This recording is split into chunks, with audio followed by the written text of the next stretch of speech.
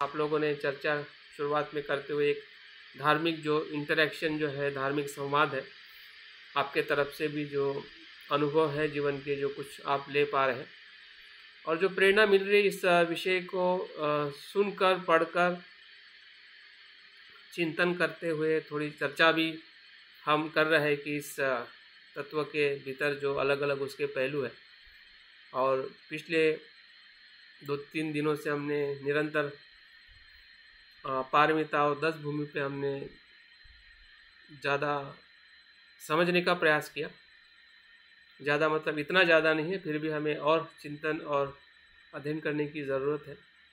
और उसके बाद जो संप्रजन्यता का रक्षण है, इस प्रकरण के तरफ हम आगे बढ़ चुके हैं।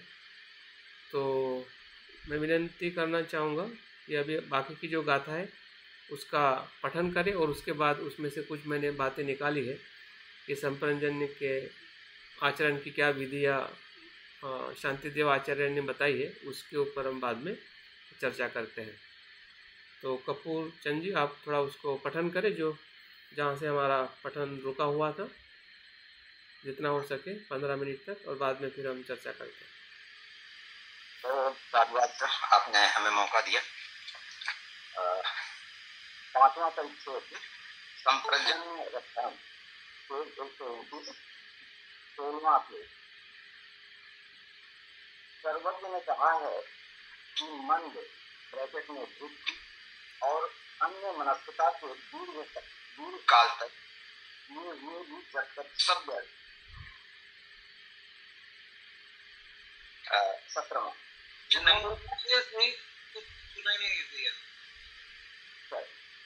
नंबर पेज 129 16वां श्लोक 29। हाँ, 129 पेज 129 और श्लोक 16वां।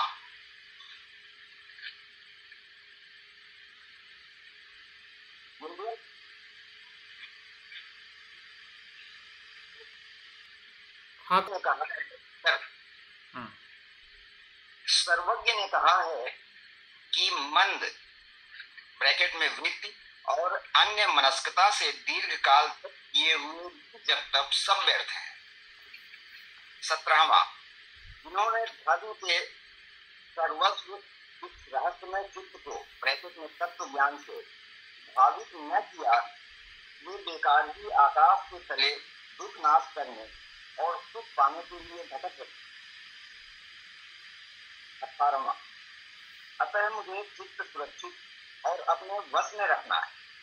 चित्त की रक्षा का व्रत छोड़कर बहुत सारे व्रतों से मेरा क्या। 11वां, 19वां, चित्त का चंचल लोगों के बीच बैठा हुआ पुरुष सावधानी से अपने घाव की रक्षा करता है, उसी प्रकार दुर्जनों के बीच रहकर चित्त रूपी घाव की रक्षा करनी चाहिए। 20वां, घाव के नाम मात्र दुख से डरकर घाव की सावधानी से रक्षा करता हूँ, फिर संघात ब्रैकेट में नरक के पर्वत के समान घाव से डरकर चित्त रूपी घाव की रक्षा क्यों न करूंगा। 21वां, दुर्जनों और स्त्रीजनों के बीच भी किसी ब्रैकेट में जागरूकता के विहार से विहार करता हुआ वीर व्यक्ति ब्रैकेट में रथ से पतित नहीं होता। 22वां, भले ही मेरे लाभ नष्ट हो जाए, सत्कार, शरीर, जीवन तथा और जो कुछ भी है सब नष्ट हो जाए, पर चित्त कभी नष्ट न हो। 23वां, चित्त की रक्षा के अभिलाषियों से मैं हाथ जोड़कर प्रार्थना करता हूँ कि स्मृति और संप्रजन्य जागरूकता की पूर्ण यत्न से रक्षा करें। 24वां, जिस प्रकार व्याधि से एक मिनट यहाँ पे स्मृति, संप्रजन्य या स्मृति और जागृति का अर्थ क्या लगाते हैं हम? क्या लगता है, स्मृति और जागरूकता में क्या फर्क है और क्या संबंध है? स्मृति मतलब क्या और जागरूकता मतलब क्या? अगर दो शब्द इस्तेमाल किए जाते हैं, स्मृति और सांप्रजन्यता। क्या हो सकता है?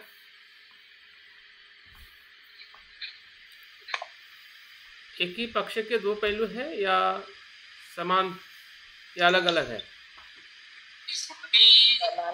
एक में एक रहती है, लेकिन सांप्रजन्य का मतलब होता है हर क्षण की जागृति। वर्तमान जो जो गुजर रहा है वो उस क्षण की बात संप्रजन्य में आती है। और स्मृति में? स्मृति में तो जो भी आगे पीछे का सिस्टम रहता है, लेकिन संप्रजन्य में वर्तमान क्षण की बात की जाती है। संप्रजन्य में जानता है वो। नहीं सर, इस समय मैं थोड़ा इसमें ऐड करना चाहता हूँ कुछ। हाँ, बिल्कुल करिए सर। स्मृति जो सम्यक स्मृति है वो तो हर क्षण की जागृति है, और संप्रजन्य है जो स्मृति संप्रजन, वो अपने उद्देश्य की जागृति है, उद्देश्य के प्रति जागृति के प्रति जागृति है वो। जागृति के प्रति जागृति, जागृति के प्रति जागृति है वो। इसका मतलब उदयवीर जी ने बताया वही है कि और कुछ है? नहीं, हमें तो और लगता है तो जागृति और जागृति से किया हुआ इसको जानते हैं, यानी हम जो कुछ भी करते हैं सर वो जानते हैं कि हम ये कर रहे हैं या वो कर रहे हैं। जो कुछ भी करते हुए जानते हुए करते हैं। स्मृति रखते और स्मृति रखते जागृति से जागृति से जागृत कर्म करना है ऐसा? हाँ, जागरूकता, हाँ, जागृति। में नहीं आ रहा है। स्मृति की स्मृति है, स्मृति की स्मृति रखना यानी स्मृति सांप्रजन्य है। उदाहरण के तौर पे बताइए। हाँ, शब्दों में तो बता दिया आपने। हाँ, जैसे मैं खाना खा रही हूँ, मुझे मालूम है मैं खा रही हूँ, पर मैं कैसे खा रही हूँ, कैसे बैठी हूँ, कैसे निवाले ले रही हूँ, क्या खा रही हूँ, कैसे खा रही हूँ, जो मारू हुई कैसे जा रहा पेट में, इसके प्रति अधिक जागरूक होना मुझे ऐसा लगता है। स्वाद कैसा है, अधिक जागरूक होना। एक हिसाब से जागृति है, खाना खा रहे हैं, लेकिन उसको अधिक जागरूकता से जानना। सर अभी 9 बजे अपना क्लास है, तो अपन जागृति से रहते उसमें, लेकिन अपने को जो नोट डाउन करने का है, कुछ लेके बैठने का है किताब, यानी नोट्स निकालने के लिए, तो वो जागरूकता ऐसा मेरे को लगता है। सर आप ही बताइए। जागृति से जागृति आप बताइए सर। सर मैं भी कुछ बोलना चाहता हूँ। हाँ, बोलिए सुभाष जी, बोलिए। वर्तमान क्षण निकल गए, वो भूत बन गया। हाँ, नहीं आपका भी सही है। का जो समय निकला तो वो तुरंत भूत बन जाता है, भूतकाल हो गया। ठीक है, सुभाष जी बोलिए। हाँ, जैसे स्मृति बंते जी ने कई प्रकार से बताई ना, या सती पटवारी ने भी कई प्रकार से स्मृतिमान रहने की बात कही है। तो वो स्मृतिमान रहना, उसका हेतु क्या है, उद्देश्य क्या है? तो वो संप्रजन्य के साथ रहने से पूरा होता है, और ये दोनों को भी मिलाने से जो अवस्था बनती है उसको हम जागृति कहते हैं। ऐसा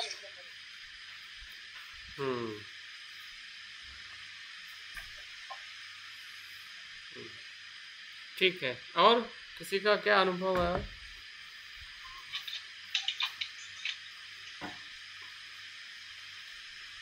जागृति में सर खुद की जागृति है, वातावरण की जागरूक है, और लोगों की जागृति है, और सत्यता की जागृति है।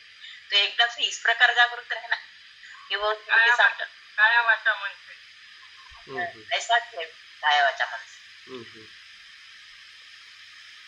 स्मृति का उदाहरण मैं दे सकता हूँ सर। बोलिए।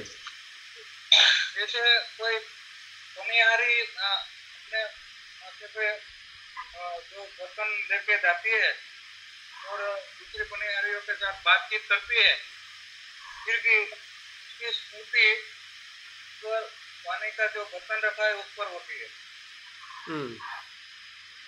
वो बातचीत करती है लेकिन स्मृति उधर है, ऐसे स्मृति को मैं समझता हूँ। और जागृति डेली रूटीन का जो कार्य होता है उसमें हमसे कोई अकुशल भाव न हो जाए, उस तरफ हमारी जागृति होनी चाहिए, ऐसा मतलब है।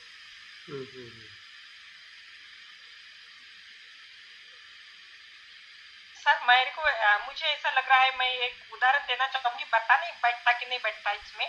मुझे ऐसा लग रहा है जैसे अपन कहीं खाना खा रहे हैं, एक शादी में जा रहे हैं, खाना खा रही हूँ, तो मैं जैसे कुछ गुलाब जामुन लेती हूँ तो मुझे पता है तो मुझे ज़्यादा खाना नहीं, पर मुझे बहुत अच्छा लगता है वो गुलाब जाम, तो और मैं ज़्यादा खाऊंगी तो हानिकारक हो जाएंगी, तो मैं जागृति रखूंगी तो एक ही खाऊंगी, और पर मन तो बोल रहा है तो दूसरा भी खाने के लिए, तीसरा भी खाने के लिए, तो मैं ये जागरूक रहूंगी, तो मैं ये खाऊंगी तो मेरा क्या होगा बाद में, तो इसलिए मैं बोलूंगी नहीं मुझे नहीं खाना है।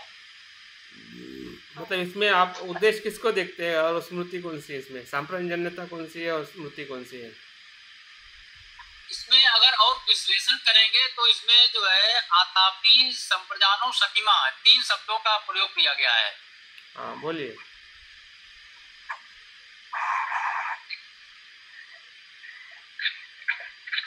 तो मन में जो भी तपा रहा है या जो भी चर्या कर रहा है, शरीर के प्रति जो भी मतलब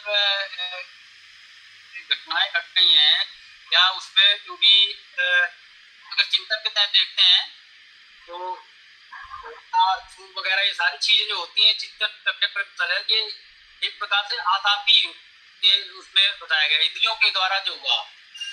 और संप्रजन का मतलब जो प्रज्ञा से दिया गया है,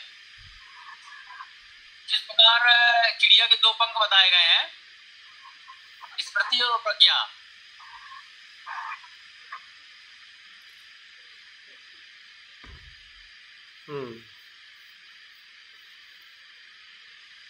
चलो ठीक है, इसमें अभी पढ़ने से पता चल जाएगा और क्या अर्थ है इसका ना। आगे इसमें क्लियर हो जाएगा, तीनों शब्द क्लियर हो जाएंगे। ठीक है, चलिए बाद में मैं बात करता हूँ। चलिए आगे पढ़िए।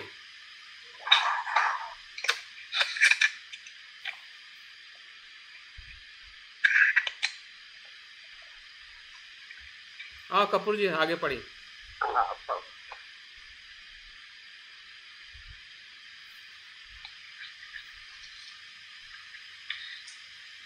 24वां, जिस प्रकार व्याधि से पीड़ित पुरुष किसी भी काम के योग्य नहीं होता, उसी प्रकार इन ब्रैकेट में स्मृति और संप्रजन्य से रहित चित्त किसी भी काम के योग्य नहीं होता। 25वां, संप्रजन्य चित्तहीन ब्रैकेट में पुरुष का श्रवण, मनन, निधिध्यासन फूटे घड़े के पानी की भांति स्मृति में नहीं ठहरता। 26वां, अनेक बहुश्रुत एक मिनट उसको पढ़ो फिर से। संप्रजन्य चित्त पुरुष का श्रवण, मनन और निधिध्यासन फूटे घड़े के पानी की भांति स्मृति में नहीं ठहरता। स्मृति मतलब फिर इसमें क्या है?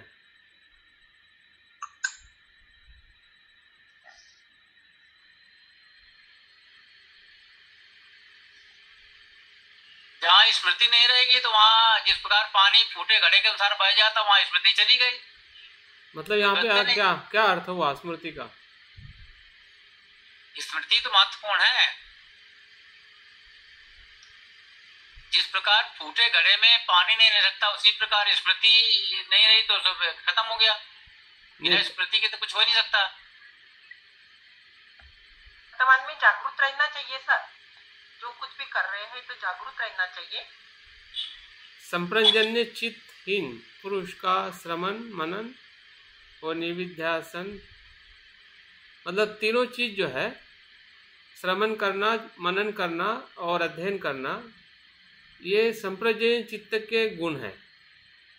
ठीक है, ऐसा ही ना? हाँ सर। और वो गुण या वो तब स्थिर नहीं होते हैं जब स्मृति का अभाव होता है, ऐसा ही ना? हाँ, संप्रजन्य चित्त विहीन जब होता है। हाँ, सजगता नहीं है तो स्मृति नहीं है। तो यहाँ पे स्मृति का अर्थ कुछ अलग हो रहा है और सजगता का या संप्रजन्यता का अर्थ अलग हो रहा है, लेकिन दोनों एक साथ में जुड़े हुए हैं। चलो आगे देखते हैं, इसकी खोज हो जाएगी। चलिए आगे बढ़िए। उसमें जो निधिध्यासन शब्द इस्तेमाल किया है, इसका अर्थ और बताइए। किसका? श्रवण और मनन तो समझ में आता है, एक शब्द इस्तेमाल किया है निधिध्यासन। और ध्यासन मतलब अभ्यास।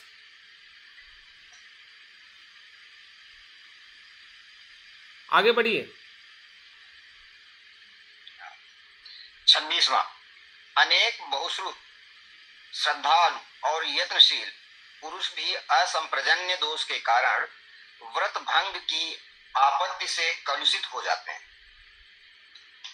27वां, स्मृति ढीली हुई कि असंप्रजन्य चोर पीछे पड़ा और पुण्य की कमाई चुराई। इस प्रकार जिनकी चोरी होती है वे पुण्य कमाकर भी दुर्गति पाते हैं। इसको फिर से पढ़ो। स्मृति ढीली हुई कि असंप्रजन्य चोर, जैसे चोर पीछे पड़ा ब्रैकेट में और पुण्य की कमाई चुराई, फिर ब्रैकेट में, इस प्रकार जिनकी चोरी होती है वे पुण्य कमाकर भी दुर्गति पाते हैं। मतलब स्मृति ढीली हुई कि असंप्रजन्य जैसे के चोर पीछे पड़ते हैं। हाँ, या आपके पुण्य को चुरा लेते हैं। हाँ, और अनंत काल के पुण्य, उस समय के नहीं, अनंत काल के पुण्य चुरा लेते हैं। हाँ, पुण्य की कमाई मतलब जो पहले से ही हमने कमा रखा है उसकी चोरी हो जाती है। इस प्रकार जिनकी चोरी होती है वे पुण्य कमाकर भी दुर्गति पाते हैं। आगे। स्मृति ढीली होने के कारण के सर वो दुर्गति पाते हैं ना क्या? 28वां, क्लेश रूपी चोरों का यह दल घुसने का मार्ग खोजता रहता है। घुसने का मार्ग पाकर चोरी करता है, वह सदगत के जीवन की हत्या करता है। 29वां, नरक की पीड़ा स्मरण करके स्मृति को मन के द्वार से कभी न हटाना चाहिए। जा चुकी स्मृति को फिर वहीं टिकाना चाहिए।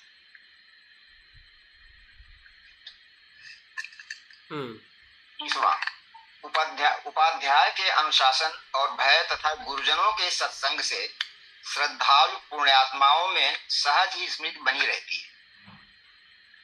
31वां, बुद्धों और बोधिसत्वों की दृष्टि सर्वत्र बेरोक टोक पहुंचती है। सभी कुछ उनके समक्ष है, मैं उनके सामने खड़ा हूं। 32वां, ऐसा ध्यान कर लज्जा, गौरव और भय के साथ उसी प्रकार ब्रैकेट में संयत से ठहरना चाहिए।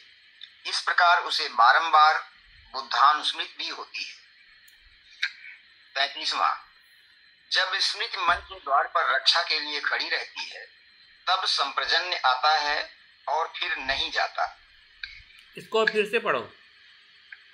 जब स्मृति मन के द्वार पर रक्षा के लिए खड़ी रहती है तब संप्रजन्य आता है और फिर नहीं जाता है। यहाँ स्मृति और संप्रजन्य का अंतर जो है क्लियर हो गया। क्या लगता है इसको, ये पढ़ के क्या लग रहा है? इसमें संप्रजन्य की रक्षा के लिए स्मृति है। इसका संबंध, जब स्मृति मन के द्वार पर रक्षा के लिए खड़ी रहती है तब संप्रजन्य आता है और फिर नहीं जाता। हाँ, क्या सही है? पता चला? स्मृति और स्मृति रहेगी तो संप्रजन्य रहेगा ही। हाँ, मतलब दोनों चीज के नहीं लगता है ना।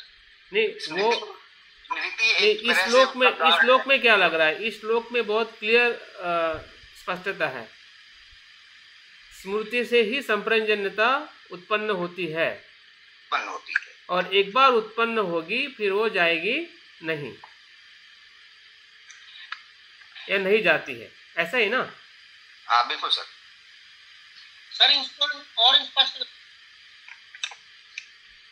हाँ, मतलब स्मृति जो है मुझे जो लगता है, और स्मृति शब्द से मेरा काफ़ी पुराना नाता है। जब मैं संघ में प्रवेश किया और जो मैं अपने नाम के बारे में सोचता था, जो मेरा नाम मनीष है उसको मैं बदलना चाहता था, वो मुझे उतना लाइक नहीं हो रहा था नाम, पता नहीं मैं उसका कुछ अलग अर्थ निकालता था तब। तो मैं शब्दों को ढूंढ रहा था, और जब संघ में आने के बाद जब मैं कम्युनिटी में और मित्र के इसमें था, तब मैं स्मृति के बारे में बहुत कुछ मुझे पढ़ने के बाद में बहुत अच्छा लगा स्मृति शब्द, और उसी शब्दों को लेकर फिर मैंने खुद का ही मेरा नाम मैंने डिक्लेयर किया था कि मेरा नाम अभी स्मृतिदीप मैं रखना चाहता हूँ कम्युनिटी में। और ब्रह्मचारी होने तक मेरे स्मृतिदीप से ही मुझे ज़्यादा लोग जानते थे।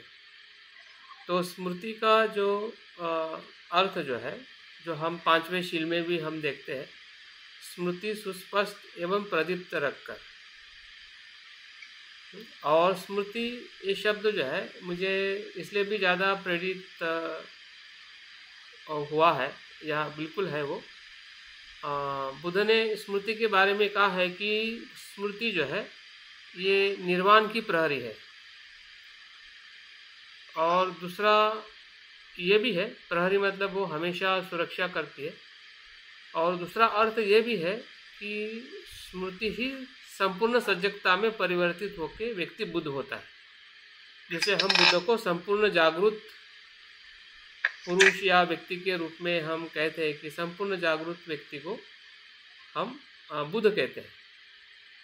तो बुद्ध निर्वाण और स्मृति या स्मृति के साथ जुड़ी हुई जागरूकता, जागरूकता एक प्रकार से वो जिस प्रकार से हम कहते हैं ना कि उद्देश्य, यहाँ पे उद्देश्य जो है, यहाँ पे सत्यता उद्देश्य है। जैसे कि शाक्यकेतु जी ने कहा वर्तमान में रहना ही सत्यता है। बुद्धत्व क्या है? उद्देश्य है। और उद्देश्य क्या है? वर्तमान में जीना ही बुद्धत्व है। और इसलिए बार बार वर्तमान में रहने की जो सजगता बताई जाती है, तो उस सजगता को ही जागरूकता कहते हैं। और स्मृति जो है, जो मुझे समझ में आता है, स्मृति एक प्रकार से जो हमारा अस्तित्व है, उसका गहरा चिंतन है, या उसकी स्मृति है। उसको याद रखना है कि शरीर क्या है और कैसे कार्य करता है, और उसके अस्तित्व में सत्यता वो शरीर कैसे बनता है उसकी स्मृति रखना, शरीर की प्रक्रिया कैसे है उसकी स्मृति रखना। स्मृति का मतलब यहाँ पे स्मरण है, याद रखना। किसको याद रखना? जो अस्तित्व है या जो सत्य है। एक तरफ याद रखना और दूसरी तरफ सजग होना। आप सोचिएगा, अगर आप चीज को याद नहीं रखेंगे तो आप किसके बारे में सजगता, किसकी कैसी सजगता है, किसकी सजगता आएगी? अगर अस्तित्व के प्रति अगर हम स्मृतिमान नहीं है, और इसलिए बुद्ध ने भी 4 प्रकार की जो स्मृति बताई है कि शरीर, वेदना, चित्त और धर्म, और भंते ने 5 प्रकार की जो स्मृति बताई है। तो ये स्मृति जो है एक प्रकार से अस्तित्व की स्मरण शक्ति, उसको स्मरण में रखना है कि ये किस स्वरूप में इसका अस्तित्व है। भूल नहीं जाना है।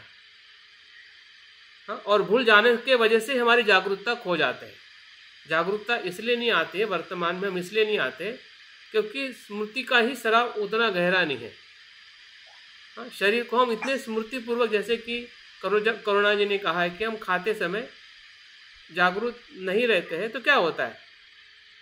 लेकिन खाते समय हमें जागरूक नहीं रहना है, स्मृतिमान नहीं होना है, बल्कि पूरे शरीर को ही हमें स्मृति के साथ उसको सर से लेके पाँव तक, या उसके अलग अलग जो अशुभता है, उसका जो 4 घटक है, उसकी होने वाली जो अवस्थाएं जो है, फिर वो उसमें बीमारी आना हो, बुढ़ापा आना हो, मृत्यु आना हो, तो ये सभी धर्म जो है उसके प्रति स्मरणशील होना, उसके प्रति स्मृतिमान होना, और वही स्मृति जैसे जैसे बढ़ती है वैसे वैसे संप्रजन्यता क्या हो जाती है, विकसित होने लगती है, और फिर वो जाती नहीं है। एक प्रकार से इसको ऐसा भी कह सकते हैं कि जैसे कि कल हमने देखा है, समाधि और प्रज्ञा का क्या संबंध है। जैसे कि समाधि क्या है, एक दिया है, और प्रज्ञा क्या है, एक उसकी ज्योत है, हाँ, उसमें जलने वाली वो ज्योत है। वैसे ही जो स्मृति जो है वो क्या है, वो हमारे अस्तित्व का अनुभव है कि हमारा अस्तित्व क्या है, और जागरूकता क्या है, उस अस्तित्व का सत्य है, सत्यता का अनुभव है। एक तरफ अस्तित्व का अनुभव होना और दूसरी तरफ अस्तित्व के सत्यता के अनुभव में जीना, जो वर्तमान का पल जो है, क्योंकि बुद्धत्व कोई मतलब ऐसी बात की अवस्था नहीं है कि हमें कई और जगह पे और समय पे या और प्रकार से उसको हमें उसका अनुभव होता है, बल्कि अस्तित्व में ही वर्तमान का जब हम उसका अनुभव लेते हैं तो वही वर्तमान का अनुभव द्वंद्व से बाहर ले आता है। जो अस्तित्व के प्रति जो हमारी पीड़ा है, स्व की आसक्ति है, या स्व जो अस्तित्व का जो अज्ञान जो है, वो अज्ञान से मुक्त करता है, वही वर्तमान का अनुभव है। फिर वो जरूरी नहीं कि 100% हो शुरुआत में, जो बुद्ध को हुआ है, ठीक है। और इसलिए बार बार इस बात पे अगर आपने आदरणीय धम्मचारी अभी तो अनागारिक हो गए चंद्रशील जी, उनके शब्दों में अगर आपने गौर किया होगा, और स्मृति के साथ वो प्रामाणिकता की बात करते हैं, प्रामाणिकता की बात करते हैं।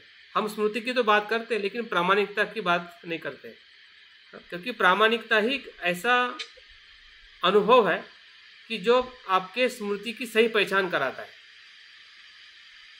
कि हम कितने प्रमाण में और किस जगह पर खड़े हैं, कितने प्रमाण में हम अपने अस्तित्व को पहचान पा रहे हैं, और उतने प्रमाण में ही सजगता का विकास होता है।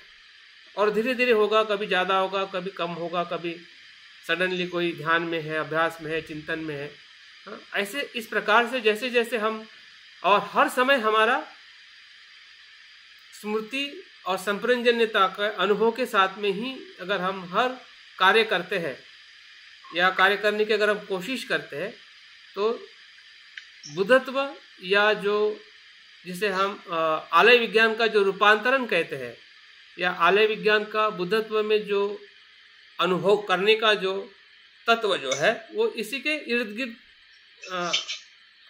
घूमता है, इसी के इर्द गिर्द का ही वो सिद्धांत है। अगर हम जागृति और संप्रजन्यता को थोड़ा गहरे संदर्भ में देखते हैं, सामान्य तौर पे तो हमें पता है कि ये जागृति है और ये संप्रजन्यता है, लेकिन जिस प्रकार से भंते हमें या बुद्ध हमें बताना चाहते हैं कि हमें किस प्रकार से इसके पहलुओं को समझना है, ताकि हमारा भी जो प्रयास है उस प्रकार से हो। अन्यथा बुद्ध कुछ कहना चाहेंगे और हम कुछ अलग प्रकार से प्रयास करेंगे, तो कहीं ना कहीं हमारी जो दिशा जो है, सत्य हमारे पास में होने के बाद में भी हम सत्य के इर्द गिर्द में रहेंगे, लेकिन सत्य के भीतर हम प्रवेश नहीं कर पाएंगे। ये हमारी जो भूल हो रही है, उसका कारण अगर कुछ है तो स्वयं के प्रति प्रामाणिकता का जो अभाव है, वही उसमें सबसे महत्वपूर्ण पहलू है। अगर जितनी हमारी प्रामाणिकता बढ़ेगी, बढ़ते जाएगी बढ़ते जाएगी बढ़ते जाएगी, तो उतनी ही हमारी जो स्मृति और संप्रजन्यता जो है वो हमारे हर अस्तित्व में बुद्धत्व के अनुभव में लेके जाएगा। वही क्षण है, दूसरा कोई क्षण नहीं है। सर हाँ जी, आपने ये बताया कि वर्तमान अस्तित्व की सत्यता का अनुभव लेना ये स्मृति है।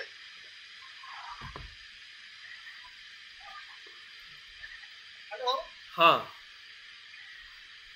वर्तमान अस्तित्व की सत्यता का अनुभव लेना ये स्मृति है। मैंने ऐसा नहीं कहा। जो अस्तित्व है उसको, उसका स्मरण रखना वो स्मृति है। अस्तित्व तो वर्तमान में ही होता है,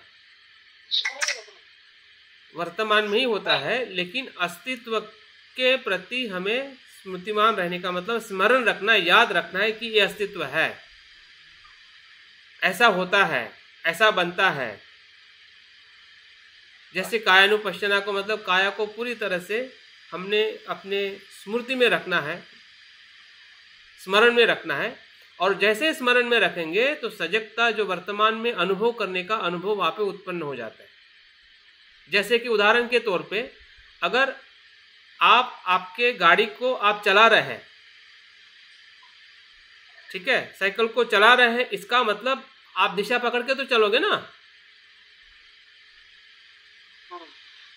आपके साइकिल के बारे में जानना, वो याद रखना, हाँ, वो स्मृति है कि ये साइकिल क्या है ना, मुझे उसको कैसे पकड़ना है ना, उसका कार्य क्या है। अगर स्मृति नहीं रहेगी गाड़ी की तो हम दिशा तो आएगी नहीं ना, वहीं पे पड़ी रहेगी गाड़ी। जैसे हम गाड़ी को, हाँ, संप्रजन्य मतलब उस अस्तित्व को सत्यता में अनुभव करना।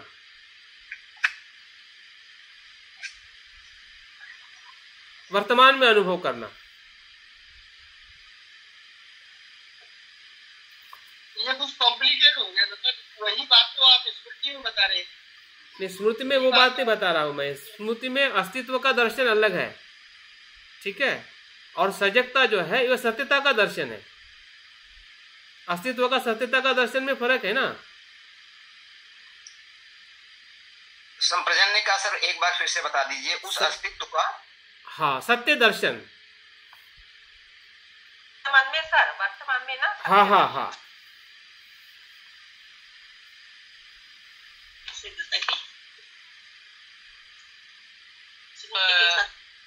इसका जो अर्थ हम समझ पा रहे हैं और इसमें गोयंका जी ने भी दिया है।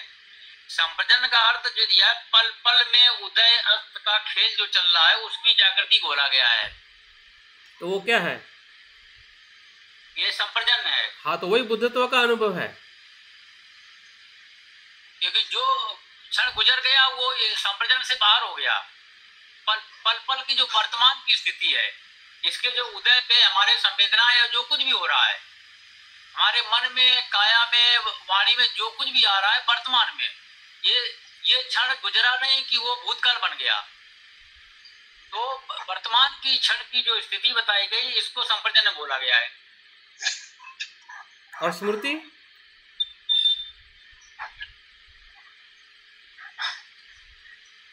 एक प्रकार से प्रज्ञा की जागृति। हाँ, तो मैं वही बोल रहा हूँ ना, बुद्धत्व का ही अनुभव है। संप्रजन्यता एक प्रकार से बुद्धत्व का अनुभव है। ये जो है स्मृति से उच्च संप्रजन्य की स्थिति है। लेकिन बिन स्मृति से उत्पन्न हो सकती है क्या वो? हाँ, नहीं तो नहीं हो सकती। हाँ, तो फिर वही बात हो रही है। तो फिर स्मृति किसकी? स्मृति किसकी? अगर हुई तो फिर वहाँ संप्रजन की देखो, स्मृति अगर आपने इसके पहले के श्लोक में सुना होगा तो वहां पे बताया है कि इंद्रियों की स्मृति। इंद्रिय मतलब क्या? आपके शरीर के जो इंद्रिय है उसकी स्मृति, और वही स्मृति हमें संप्रजनता में लेके जाती है। जी जी। अगर शरीर के प्रति अगर आप स्मृतिमान नहीं है, और स्मृति का जो अर्थ ही है स्मरण में रखना कि क्या हो रहा है, ठीक है। भूतकाल में भी क्या हुआ है वो भी हमें स्मृति में रखना पड़ता है कि इसके पहले क्या हमने भूल की है, वो स्मृति का लक्षण है। कल हमने क्या बुराई की है वो स्मृति देखती है, वर्तमान में भी देखती है और भविष्य में भी देखती है और अंदर भी देखती है। पूरी तरह से वो अंदर देखती है। स्मृति जब काया की स्मृति की हम बात करते हैं, अशुभता की बात करते हैं, 4 तत्व की 5 घटकों की बात करते हैं, वो सभी स्मृति का ही कार्य है।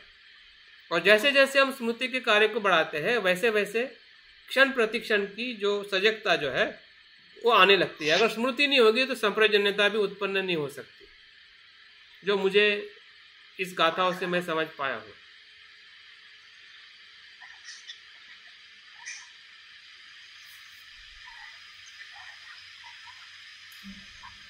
चलिए आगे, फिर और कुछ गाथाएं आएंगी, देखते हैं। 34वीं गाथा। पहले इस चित्त को सदा इस प्रकार उपस्थित रखना चाहिए, फिर मुझे काट की भांति इंद्रियहीन होकर रहना चाहिए। 35वां। किसी भी बेकार दृष्टि विक्षेप न करना चाहिए, कभी भी बेकार दृष्टि विक्षेप न करना चाहिए। दृष्टि निरंतर नीची और ध्यानरत जैसी रखनी चाहिए। 36वां। दृष्टि को विश्राम देने के लिए कभी कभी दिशाओं की ओर देखना चाहिए। झलक मिलते ही ब्रैकेट में आगंतुक के स्वागत के लिए दृष्टि फिरानी चाहिए। 37वां। इसको थोड़ा सा स्पष्ट करिए। यहाँ पर निर्जीव काट की तरह रुके, जो लकड़ी होती है, लकड़ी निर्जीव होती है, वो काट की बात रुकने की बात कही गई है। इसको जो है थोड़ा सा अगर क्लियर करें तो अच्छा रहेगा। किसमें कौन से नंबर का है, फिर से पढ़िए। ये 34 नंबर। 34वां। पहले इस चित्त को इस प्रकार उपस्थित रखना चाहिए, ब्रैकेट में फिर मुझे काट की भांति इंद्रियहीन होकर रहना चाहिए। हाँ। काट की भांति मतलब, काट मतलब यहाँ पे क्या है, लकड़ी के भांति। लकड़ी जो पड़ी होती है, कटी हुई लकड़ी पड़ी होती है नदी में या कहीं भी पड़ी होती है, वो सीजनिंग उसको बोलते हैं। तो उसमें कोई क्रिया प्रतिक्रिया नहीं होती है लकड़ी में। हाँ, तो इसे पड़े रहना। हाँ, तो इसका मतलब यही है ना कि पहले इस चित्त को सदा इस प्रकार उपस्थित रखना चाहिए। हाँ, सदा इस प्रकार उपस्थित रखना चाहिए मतलब जागरूक रखना चाहिए पहले तो, ठीक है। जितना हो सके इंद्रिय के प्रति में जागरूक रहना चाहिए। अगर जागरूक नहीं भी रह सकते हैं तो हमने एक प्रकार से जो काठी के भांति हमने इंद्रियहीन रहकर रहने का प्रयास करना चाहिए। इंद्रिय रहित काठी जिस प्रकार से सजीव नहीं होती है ना, एकदम क्या कहते हैं उसको, किसी भी प्रकार की प्रतिक्रिया न देना। किसी भी प्रकार की प्रतिक्रिया न देना, यही मतलब इंद्रियहीनता की जो बात है, किसी भी प्रकार की प्रतिक्रिया न देना। हाँ, उस प्रकार से हमने चित्त की या रक्षा करनी चाहिए या स्मृति का विकास करना चाहिए। एक तरफ सजग होकर, एक तरफ बिन प्रतिक्रिया देकर, ठीक है। आगे पढ़िए। 37वां। मार्ग आदि में भय ब्रैकेट में के कारण को जानने के लिए चारों दिशाओं को देखना चाहिए। पीछे घूमकर अव्याकुल भाव से दिशाओं का अवलोकन करना चाहिए। 38वां। आगे पीछे का ध्यान करके आगे बढ़ना या पीछे लौटना चाहिए। इस प्रकार सब अवस्थाओं में समझ बूझकर काम करना चाहिए। 39 ब्रैकेट में काम करते शरीर इस प्रकार रहना चाहिए। अब शरीर की स्थिति कैसी है, इन बातों को काम रोक कर बीच में पुनः पुनः देख लेना चाहिए। 40 चित्त रूपी उन्मत्त हाथी का सब जतन से ध्यान रखना चाहिए कि धर्म चिंता के विशाल खंभे से बंधा रहने बंधा रहे, छूट न सके। चित्त रूपी उन्मत्त हाथी का सब जतन से ध्यान रखना चाहिए कि धर्म चिंता के विशाल खंभे से बंधा रहे, छूट न सके। धर्म चिंता यहाँ पे मतलब एक प्रकार से धम्म छंद से है, ठीक है, या धर्म का चिंतन। तो यहाँ पे चिंता मतलब वरी नहीं है, यहाँ पे चिंता मतलब चिंतन या छंद। यहाँ पर चित्त को मतवाला हाथी बोला गया है। हाँ, मतवाला हाथी कैसा होता सबको मालूम है, किसी के बस में नहीं होता है। हाँ, और यहाँ पर स्मृति और सांप्रजन्य की जंजीर से बांधना है। मतवाले हाथी को जो चित्त हमारा मतवाला है, तो इसको स्मृति और सांप्रजन्य की जंजीर से बांधना है। ये महत्वपूर्ण बात है। ये यहाँ पे शब्द धर्म चिंता किया है, उसका क्या अर्थ लगाओगे?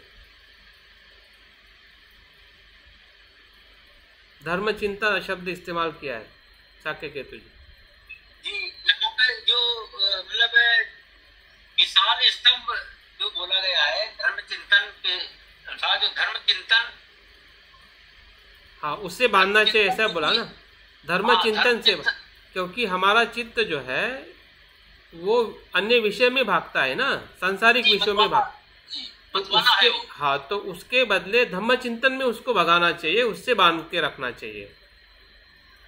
धम्म के जो विषय जो है, धम्म का चिंतन है, जिसे हम धम्म छंद कहते हैं, या धर्म के विषय का जो चिंतन है, धम्म अभ्यास है, वो सभी उसमें आ सकता है धम्म चिंता में या धम्म चिंतन। धम्म चिंतन रूपी विशाल, मतलब छोटा ने विशाल स्तंभ के में बांधना है। हाँ, चिंतन कोई साधारण चिंतन की बात यहाँ नहीं कही है आचार्य शांतिदेव ने। धर्म चिंतन मतलब वही है, अनित्य अनात्म दुख। जी जी जी जी, ठीक है, आगे बढ़िए। 41। मेरा मन कहाँ है, यह तो देखते रहना चाहिए कि समाधि की धुरा को क्षण भर के लिए भी छोड़ न सके। 42। भय, उत्साह आदि होने पर यदि ब्रैकेट में समाधि न सधे तो जैसी मौज वैसे रहे, क्योंकि ब्रैकेट में क्योंकि जिसका ब्याह उसके गीत, इसलिए दान के समय शील की उपेक्षा की बात कही गई है। भय, उत्साह आदि होने पर यदि ब्रैकेट में समाधि न सधे तो जैसी मौज वैसे रहे, ब्रैकेट में क्योंकि जिसका ब्याह उसके गीत, इसलिए दान के समय शील की उपेक्षा की बात कही गई है। 43। सोच समझकर जिसका करना आरंभ किया है उसके अतिरिक्त और कुछ न सोचें, उसे ही पहले तन्मय मन से पूरा करें। 44। इस प्रकार सब ठीक बनता है, नहीं तो ब्रैकेट में आरब्ध और आरभ्य माड़ दोनों की नहीं होते। असंप्रजन्य का क्लेश भी इस प्रकार बढ़ जाता है। इस प्रकार सब ठीक बनता है, नहीं तो ब्रैकेट में आरब्ध और आरभ्य माड़ दोनों ही नहीं होते। आरंभ और अंत दोनों की बात की है। हाँ, ना आरंभ सही होता है ना अंत सही होता है। हाँ, दोनों ही नहीं होते। असंप्रजन्य का क्लेश भी इस प्रकार बढ़ जाता है। 45। नाना प्रकार से चल रही, मतलब एक मिनट यहाँ पे रुकिए। मतलब क्लेश क्यों बढ़ता है उसका इसमें हमें जिक्र मिलता है कि क्लेश इसलिए बढ़ता है कि जो विस्मृत बोधिसत्व की जो बात बनते उसमें करते हैं, है ना, बोधिसत्व आदर्श में या स्मृति में, तो एक काम करना, फिर दूसरा करना, फिर तीसरा करना, मतलब उसमें कुछ भी एक प्रकार का पूर्णता नहीं होती है। ऐसे अगर हम काम करते हैं तो जो असंप्रजन्यता का क्लेश है या विस्मृति का क्लेश जो है वो बढ़ जाता है। तो हमें इस पे सजग रहना है कि हमारी विस्मृतता कहाँ से बढ़ती है।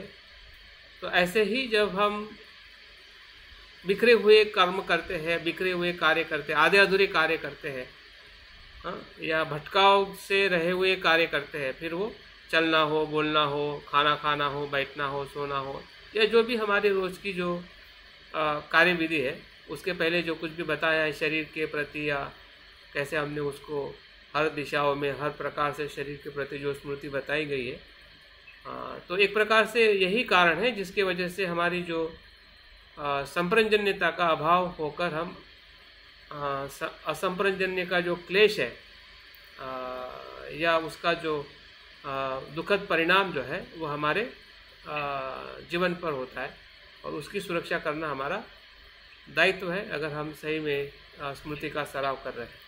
ठीक है,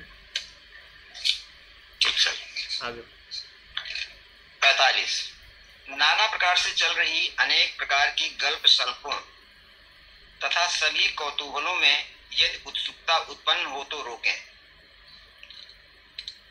46 मिट्टी मसलना, तिनका तोड़ना, लकीरें खींचना आदि निरर्थक प्रवृत्तियों को तथागत की शिक्षा का स्मरण कर डर कर उसी क्षण छोड़ देना चाहिए। हाँ, ये मतलब बहुत सारी आदतें जो होती है ना, मतलब हाथ पैर हिलाना या फिर ऐसे चीज़ों के छोटी छोटी जो हमारी गतिविधियाँ जो है जिसके वजह से मन हमारा भटकता है या हम बेचैन रहते हैं, चंचल रहते हैं। हाँ, तो ऐसे चीज़ों के प्रति भी हमारा सजगता से उसको रोकना चाहिए, ताकि हमारी ऊर्जा जो है वो सही तरीके से मार्ग पर उसको हम इस्तेमाल कर सकें। नहीं तो छोटी छोटी हमारी जो बुरी जो आदतें जो है वो सामान्य तौर पे भी हमारी आदतें होते हैं, तो उस आदतों पे भी हमें ध्यान देना है ताकि हम स्मृति का सही सराव कर सकें। 45वीं गाथा में हम लोग बहुत प्रभावित हो जाते हैं, बह जाते हैं। अक्सर क्या है, आजकल राजनीतिक के चर्चा चल जाती, 4 लोग शामिल होते हैं और निरर्थक बातों में हम लोग गपशप में या कौतूहल में शामिल हो जाते हैं इस तमाशों में। इस प्रकार हमें वहाँ पर क्या है शामिल हो जाते हैं, लेकिन उसका परिणाम क्या होता है, राग द्वेष पैदा होता है। तो इसलिए वर्जित किया है आचार्य शांतिदेव ने कि इस प्रकार की गपशप से हमें दूर रहना चाहिए। मतलब इन गाथाओं में इसका जिक्र किया है कि हमारी जो संप्रजन्यता का भंग कहाँ पे होता है, या असंप्रजन्य का क्लेश हमारे जीवन में कैसे उत्पन्न होता है, उसके सभी उदाहरण इसमें इन श्लोकों में बताए गए हैं। तो उसके माध्यम से भी हमें समझना है कि कहाँ पे हमारी भूल हो रही है, ताकि यही बात है कि हमारी जो प्रामाणिकता है या हमसे जो छोटी छोटी जो भूलें हो रही है, जिसके कारण हमारी जो क्या कहते हैं संप्रजन्यता नहीं बढ़ पा रही है या उसमें प्रमाण उतना विकसित नहीं हो रहा है, क्योंकि हमारी ऊर्जा जो है वो छोटे छोटे दूसरे जो इंटरेस्ट है, हाँ, उस इंटरेस्ट में हमारी ऊर्जा बहती जा रही है। फिर वो शारीरिक हलन चलन हो या अभी वाणी की जो बात की गपशप करना हो, या बहुत सारी ऐसी जो हमारी सभी जिम्मेदारी खुद पे ही लेके परिवार में रहना हो, या जो भी हमारे जो काम है उस काम में कहीं ना कहीं हमारी पूरी तरह से स्पष्टता ना हो कि इसमें मैं कितना जिम्मेदार हूँ, कितनी मुझे इसमें ऊर्जा डालनी है, जैसे सांसारिक और पारिवारिक कार्य है। तो इन बातों से हमें खास पहचानना है ताकि हम अपनी स्मृति का सही विकास कर सकें। अगर हम उससे प्रामाणिक नहीं रहेंगे तो ये जो असंप्रजन्यता जो है या स्मृति का अभाव जो है ये हमें घेरी रहेगी, और एक तरफ हम आगे बढ़ने का प्रयास करेंगे और ये छोटी छोटी बातें कहीं ना कहीं हमें रोकती जाएगी और हमें पता ही नहीं चलेगा कि हम कहाँ से कहाँ जा रहे हैं। इसलिए स्मृति का अनुभव ये है कि हम एक अवस्था से दूसरी अवस्था की तरफ जाने का अनुभव।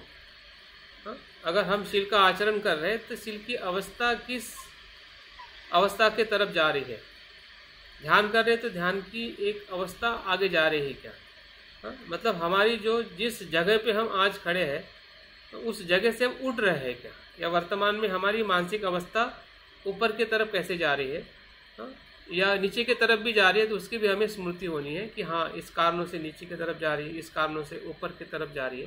तो सभानता जो है सभानता जो है या सजगता जो है वो दोनों दिशाओं की तरफ हमें मार्गदर्शन करती है, लेकिन वो तभी हमें समझ में आता है कि जब उसके प्रति हम प्रामाणिक रहें।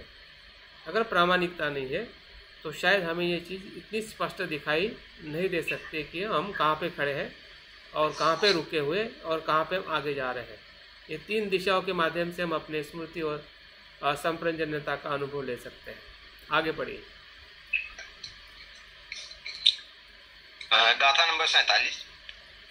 जब चलने या बोलने की इच्छा हो तो पहले अपने चित्त को संभाल कर धैर्य और ढंग से बात करें, धैर्य और ढंग के साथ बरतें। 48।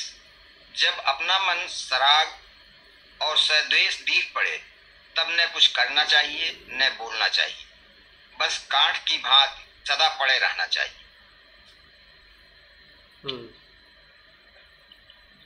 49। जब मन चंचल अथवा उपहासकारी, मानी, मदांध, सोतप्रास मतलब हंसी ठट्ठे की भावना वाला, उत्कंठ, कुटिल और वंचक हो ब्रैकेट में, तब काठ की भांति पड़े रहना चाहिए। 50। जब मन अपनी प्रशंसा सोच रहा हो और दूसरे की निंदा करना चाहता हो, गाली देना चाहता हो या झगड़ा करना चाहता हो, तब सदा कांट की भांति पड़े रहना चाहिए। 51। मेरा चित्त लाभ, सत्कार, कीर्ति अथवा समाज संग्रहाभिलाषी हो बोलना चाहता है, इसलिए मैं काठ की भांति पड़ा हूं। मेरा चित्त परिहित मुख। आप 51 से 52 में पहुंच गए एकदम। 51 हमने पढ़ा, आधा फिर आधा 52 पढ़ाया। दोबारा से पढ़िए 51 से। हाँ 51। मेरा चित्त लाभ, सत्कार, कीर्ति अथवा समाज संग्रहाभिलाषी हो बोलना चाहता है। लोकसभा की बात की गई है। लोकसभा ऐसा नहीं है सर। या फिर आप सुनिए, गलत पढ़ रहे हो। 51 में मेरा चित्त लाभ, सत्कार और कीर्ति का अभिलाषी है। परिवार ब्रैकेट में परिचारक चाहता है और चाहता है सेवा, इसलिए मुझे काष्ठ की भांति पड़े रहना चाहिए। ये और मेरा चित्त परहित विमुख, स्वार्थ परायण अथवा समाज संग्रहाभिलाषी हो बोलना चाहता है, इसलिए मैं काठ की भांति। हाँ तो ये हमारे बुक में ऐसे ही लिखा हुआ है, हो सकता है कि ये दिया है। हाँ कुछ अंतर हो गया होगा।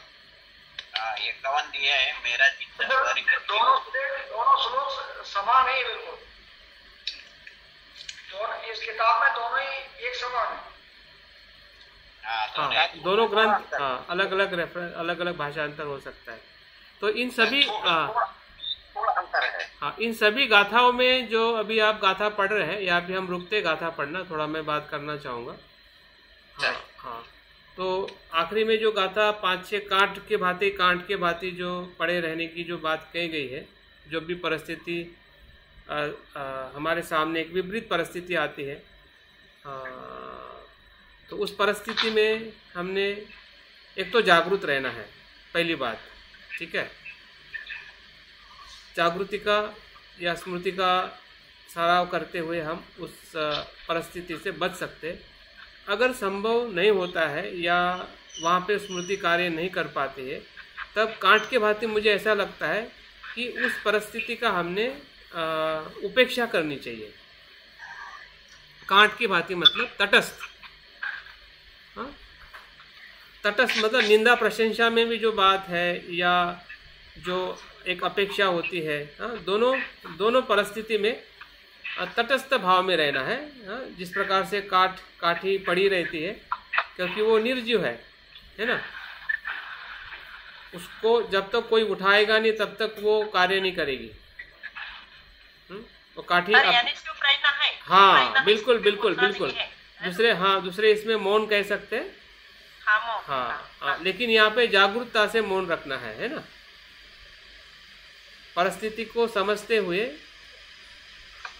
इसका मतलब ये भी है कि हमारे मन में कितनी भी हलचल हो, कितनी भी प्रतिक्रिया देने की इच्छा हो, हाँ हाँ बिल्कुल, ये जागरूक रहना चाहिए उस समय। बिल्कुल बिल्कुल बिल्कुल, वही सराह। तो ठीक है, अभी हमने अभी तक जो पढ़ा है उसमें कुछ मुद्दे मैंने निकाले हैं कि स्मृति का संप्रजन्यता का सराव किस प्रकार से शांतिदेव आचार्य इसमें कैसे बताते हैं। तो उसको फिर से एक बार रिवाइज करते हैं कि पहला जो स्मृति का सराव जो है या संप्रजन्यता का सराव जो है, अनुचित कार्य में प्रवृत्ति में प्रवेश न करना और निर्जीव कांट की तरह रुके रहना, जो अभी हमने बात की है। हाँ? अनुचित कार्य में क्या, अनुचित कार्य में प्रवेश न करना, अनुचित कार्य में प्रवेश न करना, अनुचित कार्य मतलब अकुशल कार्य। अभी अकुशल कार्य हम सबको पता है किस द्वार से होता है और कितने प्रकार का अकुशल कार्य होता है। काया से 3 प्रकार का होता है, वाणी से 4 प्रकार का होता है, मन से 3 प्रकार का होता है। तो ये जो भी अकुशल प्रवृत्ति है, अकुशल कर्म है, इससे हमें, इसके भीतर प्रवेश करने से हमें अपने आप को रोकना है और एक निर्जीव कांट की भांति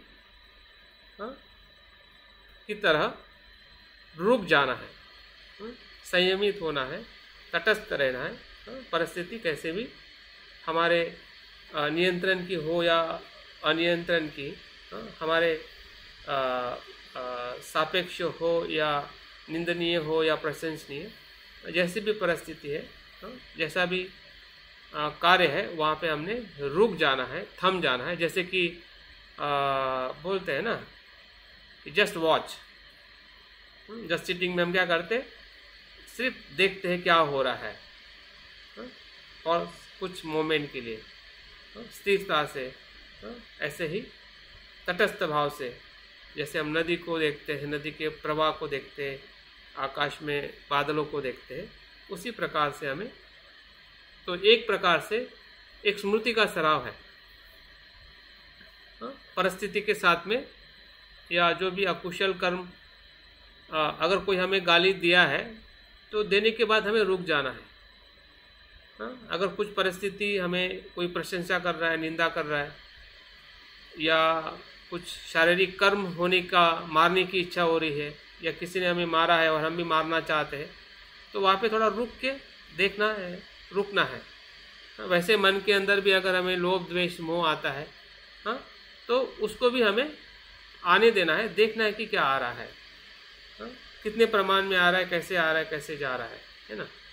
मतलब प्रतिक्रिया न देते हुए, अगर यहाँ पे अगर हम दूसरी बात करें, निर्जीव काट की तरह एक प्रकार से प्रतिक्रिया रहित जागृति या मन की सजगता कह सकते हैं, या मन का प्रतिसाद कह सकते हैं। प्रतिक्रिया न देते हुए मन का प्रतिसाद। तो इस प्रकार से हमने पहले प्रयास को हो सके उतना हमने प्रयास करना चाहिए। दूसरा जो संप्रजन्यता के लिए हमें ये बताते हैं शांतिदेव आचार्य कि सदा ध्यानरत पुरुष की भांति दृष्टि नीची रखनी चाहिए। अभी ये किसके लिए है और कितना हमारे लिए संभव हो सकता है, इसका अर्थ यही है कि दृष्टि को हमें ज़्यादा मतलब भटकने नहीं देना, क्योंकि इसका कारण यही है कि इस ही चक्षु से ही सब कुछ संस्कार मन के भीतर आते हैं। ये बुद्ध ने जिस प्रकार से बताया है, तो आज के मॉडर्न जो विश्व है इसका भी सर्वे है कि जो कुछ भी ब्रेन में आता है 90% जो विषय है, संस्कार है, वो चक्षु से होके आता है। अगर चक्षु की अगर हम स्मृति रखते हैं, एक प्रकार से चक्षु की स्मृति है, दृष्टि को नीचे करना, मतलब अभी हर बार तो हम नीचे करके नहीं जा सकते, लेकिन कम से कम वस्तुओं को देखना, यही उसका एक भाव है। और दूसरा भाव है कि चक्षु के प्रति संयत रहना। तो उससे बहुत सारे मन में आने वाले जो विषय है, जो सांसारिक विषय है या संसार से जुड़े हुए जो आकर्षण जो है, जो कहीं ना कहीं इसी चक्षु के माध्यम से रूप भीतर जाता है, फिर वो वस्तुओं का हो, भौतिक वस्तुओं का हो, या स्त्री का पुरुष के लिए, पुरुष का स्त्री के लिए, ये सभी जो रूप भीतर जो जाकर एक प्रकार से वो क्लेश का रूप धारण करते हैं, तो उसी से ही अगर हमें बचना है या चित्त का अगर रक्षण करना है, संप्रजन्यता एक चित्त का रक्षण करने का मार्ग है। तो यहाँ से हम अपने चित्त का रक्षण कर सकते हैं। तीसरी जो बात जो है, जो स्मृति एवं संप्रजन्यता की जंजीर से जो हमने अभी बात की थी कि धर्म चिंतन के विशाल स्तंभ से बांध कर रखे। स्मृति और संप्रजन्य क्या है? कि जंजीर से धर्म चिंतन के विशाल स्तंभ में, जंजीर क्या है और स्तंभ क्या है? यहाँ पे अगर दो शब्दों को अगर अलग अलग देखते हैं तो स्मृति और संप्रजन्यता का अर्थ हमें पता चल सकता है। स्मृति एक प्रकार की जंजीर है और स्तंभ जो है एक प्रकार से संप्रजन्यता है।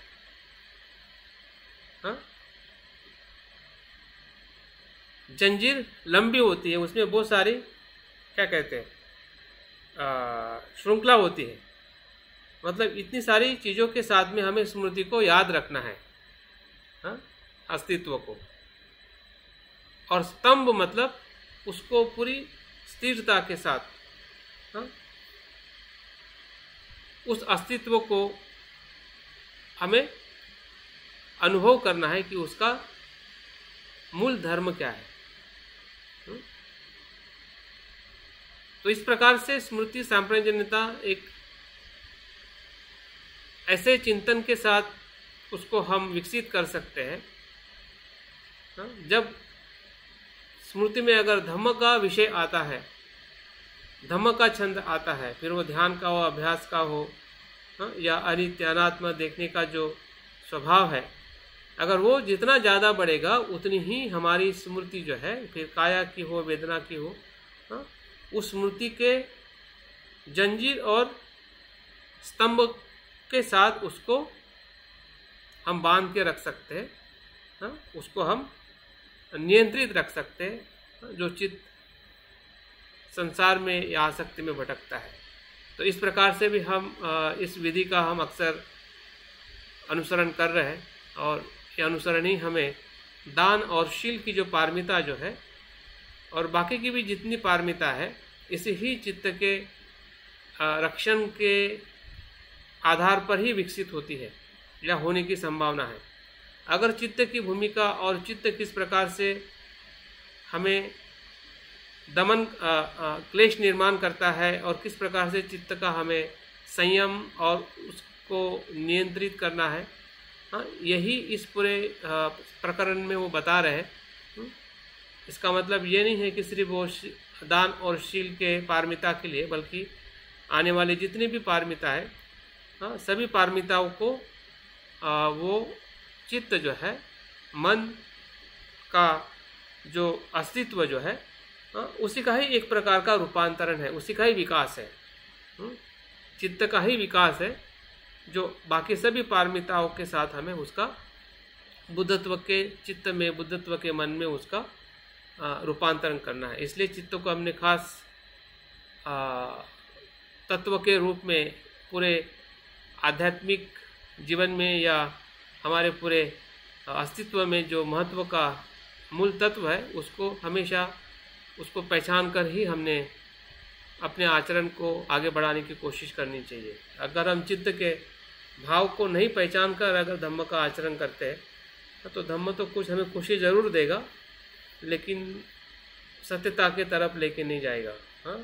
सत्यता मतलब शब्दों का अर्थ नहीं है, सत्यता मतलब मन का आंतरिक अनुभव है जो हमें समझना है और उसी के आधार पर हमें आगे बढ़ना है। आगे और कुछ विधि बताते हैं कि स्मृति का विकास करने के लिए तथागत की शिक्षा का स्मरण करना है। सर 11:15 बजे और आप आगे बढ़ रहे 10:30 11:15 को। ठीक है, ठीक है सर।